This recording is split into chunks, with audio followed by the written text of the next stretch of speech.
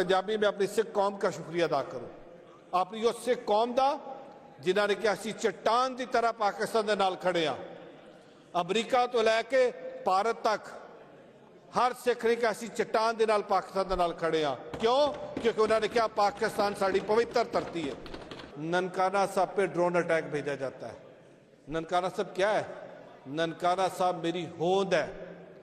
ननकाना साहब मेरे लिए ऐसे जैसे आपके लिए मक्कातुल मुकर्रमा और मदीनातुल मुनव्वरा, मेरी उस जगह पे अटैक किया जाता है।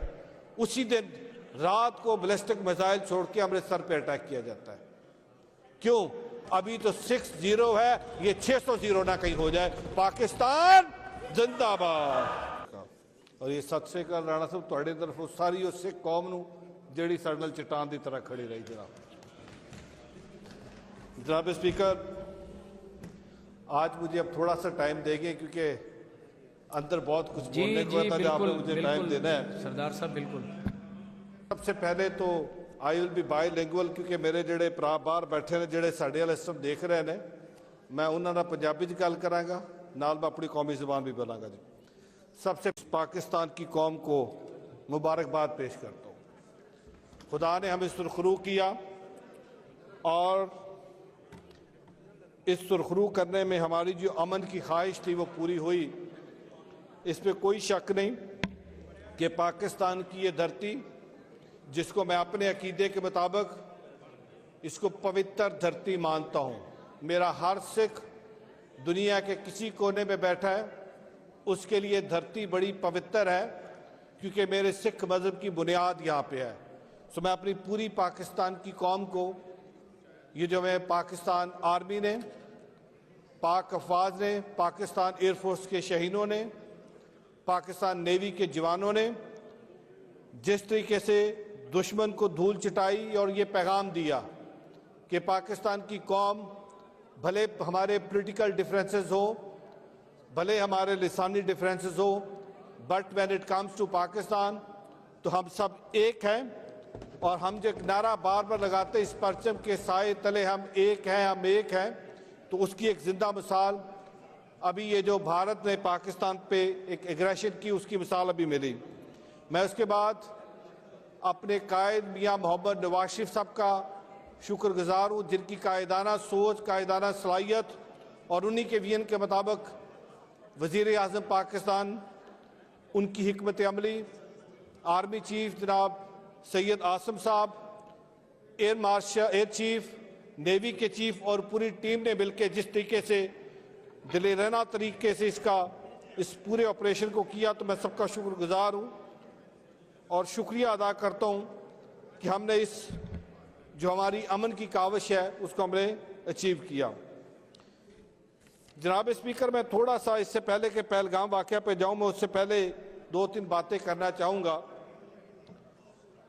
भारत ने पाकिस्तान को सिंस क्रिएशन एक्सेप्ट नहीं किया। कभी 65 की जंग, कभी 71 की जंग, कभी कारगिल, कभी कुलभूषण, कभी अफगानिस्तान पाकिस्तान के बॉर्डर पे अपने सफारत खाने, कभी पंजाब के अंदर, कभी केपी के अंदर, कभी बलोचिस्तान के अंदर, कभी सिंध के अंदर फिरका वाराना फसादात, हर आए रोज़ यहाँ पे अपने स्लीपर सेल किसी ना किसी तरीके से यहाँ पे इस पाकिस्तान के अंदर जंग मुसल्लत की।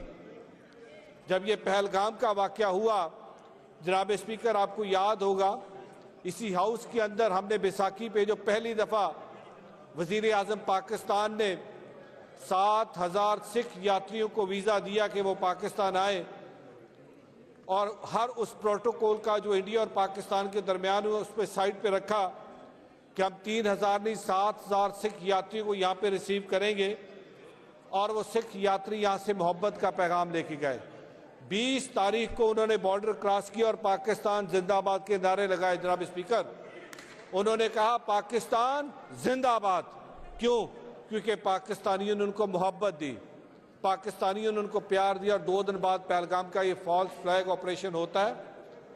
मैं अप्रिशिएट करता हूँ अपने फॉरेन ऑफिस को, मैं अप्रिशिएट करता हूँ अपने डिफेंस मिनिस्टर साहब को, और मैं अप्रिशिएट करता हूँ अपने वज़ीर आज़म पाकिस्तान को, जिन्होंने कहा हम तहकीकात के लिए पाकिस्तान हाजिर है। आए आज़ादाना तहकीकात करते हैं, लेकिन कौन सी तहकीकात? वो तो आरएसएस का, बजरंग दल का, शिवसेना की वो फिलॉसफी है, जिस फिलॉसफी में सिर्फ वहां पे हिंदुत्व की बात की जाती है, जिस फिलॉसफी के तहत वहां पे अकलियतों को मारा जाता है, जिस फिलॉसफी के तहत वहां पे बुचरा गुजरात का लक़ब मिलता है मौजूदा वज़ीर आज़म मोदी को। क्यों? क्योंकि वो अपने अलावा किसी और को एक्सेप्ट नहीं करता।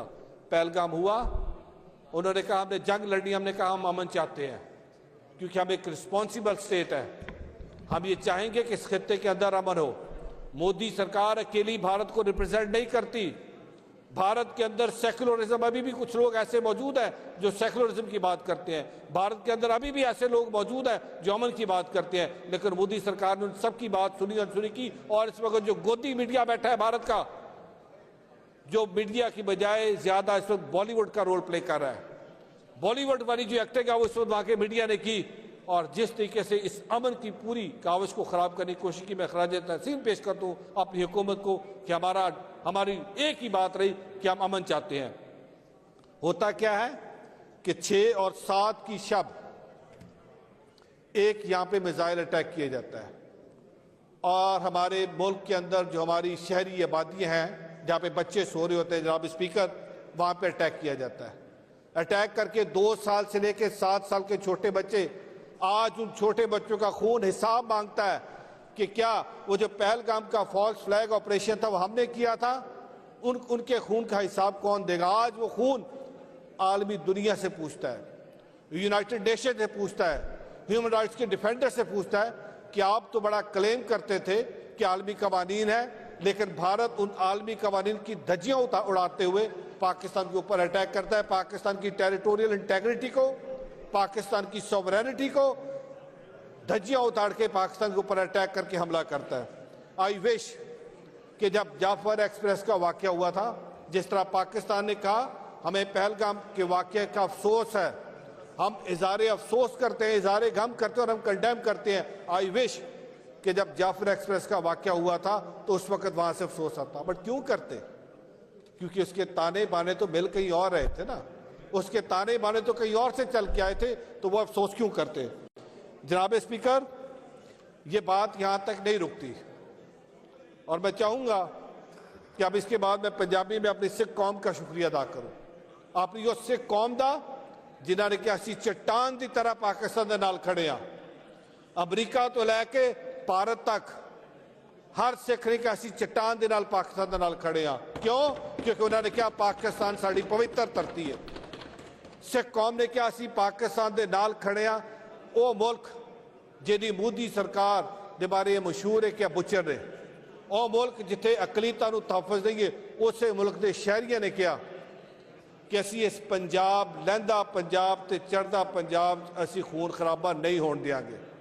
अगर मोदी सरकार नूं बहुत शौक है जंग लड़न दा, जावन राजस्थान ते राही जावन गुजरात, जिथों उन्होंने लकब है बुजर ऑफ गुजरात का। सो मैं धन्नवाद करदा, मैं शुक्रिया अदा करदा स्विट्जरलैंड की संगत का, यूरोप की संगत का, अमरीका की संगत का, कैनेडा की संगत का, और मैं उन्होंने अज पैगाम दे रहा कि आओ पाकिस्तान च वसण वाला हर पाकिस्तानी, पाकिस्तान की सरकार तुहानू बांह खोल के तुहाडा इंतजार कर रही है, तुहानू पहले नालों इज्जत और ज्यादा सत्कार देवांगे। क्यों? क्योंकि जो पता लगा मोदी सरकार नू कि पाकिस्तान के बारे सिख तो बड़ा पॉजिटिव है, उन्होंने मैं नफरत किदा पैदा करा। जनाब स्पीकर, ये बात यहाँ तक नहीं रुकती। आप जुल्म की इंतहा देखिए कि 7 तारीख की दोपहर को यहाँ पे भी राना अरशद साहब बैठे थे, ननकाना साहब पे ड्रोन अटैक भेजा जाता है। ननकाना साहब क्या है? ननकाना साहब मेरी होंद है। ननकाना साहब मेरे लिए ऐसे जैसे आपके लिए मक्कातुल मुकर्रमा और मदीनातुल मुनव्वरा, मेरी उस जगह पे अटैक किया जाता है। उसी दिन रात को बैलिस्टिक मिसाइल छोड़ के अमृतसर पे अटैक किया जाता है। क्यों? ताकि सिख को यह पैगाम दिया जाए कि पाकिस्तान आपकी मुतबारक जगहों पे अटैक कर रहा है। लेकिन मैं अप्रिशिएट करता हूँ अपनी सिख कौम को, मेरी सिख कौम डटी रही आखिरी लम्हे तक अपने पाकिस्तान के उस मौक़िफ़ के साथ जो अमन की हम बात करते हैं। सो मैं अपनी दुनिया भर की सिख कौम का शुक्रिया अदा करता हूँ। जनाब स्पीकर, अब सीज फायर हो गया। अब सीज फायर के बाद आज रात को DGMOs की बात होगी और उस बातचीत में सीज फायर के आगे का जो लाए अमल है वो तरतीब दिया जाएगा। और मेरी ये ख्वाहिश होगी और मैं चाहूँगा, क्योंकि भारत ने हमेशा ये किया है, हर जंग के बाद, हर इस तरह की एग्रेशन के बाद सीज फायर होता है, लेकिन उस सीज फायर की वायलेशन होती है। हमारी इंडस वाटर ट्रीटी जो हमारी लाइफ लाइन है, हमारा पानी रोका गया, आबी जारियत की गई, मीडिया के ऊपर बाकायदा तौर पे एक वार खेली गई। आज हमें ये देखना है कि हमने भारत के साथ मिलकर सबसे पहले इंडस वाटर ट्रीटी को बहाल करना है। करतारपुर कॉरिडोर जो मियां नवाज शरीफ साहब की सोच थी, मियां नवाज शरीफ साहब का सिख कौम के लिए तोहफा था, आज उस करतारपुर कॉरिडोर को दोबारा बंद किया।